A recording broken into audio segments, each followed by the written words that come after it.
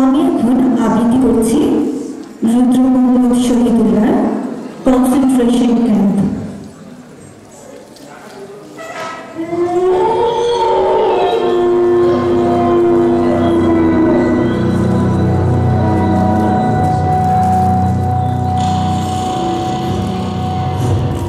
তার চোখ বাধা হলো, বুকের প্রথম লাথি রক্তাক্ত করল তার মুখ। ঠ্যাংলানো ঠোঁটজোড়া লালা রক্তে একাকার হলো, জিহ্বাতে দুটো ভাঙা দাঁত ঝরে পড়ল কংক্রিটে। মা! মা গো! চেঁচিয়ে উঠল সে। 555 মার্কা আধ খাওয়ার একটা সিগারেট প্রথমে স্পর্শ করল তার মুখ। পোড়া মাংসের উৎকট গন্ধ ছড়িয়ে পড়ল ঘরের বাতাসে। জ্বলন্ত সিগারেটের স্পর্শ তার দেহে টস টসে আগুনের মতো মশকা তুলতে লাগল। দ্বিতীয় লাঠিতে ধমকের মতো বাঁকা হয়ে গেল দেহ। এবার সে চিৎকার করতে পারল না, তাকে চিৎ করা হলো। পেটের উপর উঠে এলো দুজোড়া বুট, কালো অক্ষরঘোষ।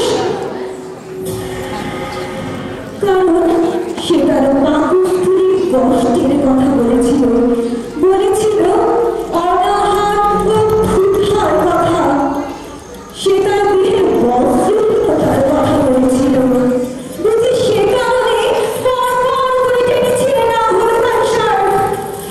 পেট খোলা হলো, সে এখন বিবস্ত্র, বিভৎস। তার দুটো হাত, মুষ্টিবদ্ধ যে হাত, মিছিলে পতাকার মতো উড়েছে সক্রোধে। যে হাতে সে পোস্টার সেজেছে মিলিয়েছে রিপ্লে, লোহার হাতুড়ি দিয়ে সেই হাত ভাঙা হলো। সেই জীবন্ত হাত, জীবন্ত মানুষের হাত। তার 10টি আঙুল, যে আঙুলে ছুঁয়েছে সেই মার মুখ, ভাইয়ের শরীর, প্রেয়সীর জীবনের মেয়ে। যে আঙুলে ছুঁয়েছে সেই সাম্রাজ্যের বিক্ষিত সাথীর হাত, সম্রামানা হাতিয়ার। বাঘখানা দিয়ে সেই আঙুল পেশা হলো। সেই জীবন্ত আঙুল মানুষের জীবন্ত উপমা।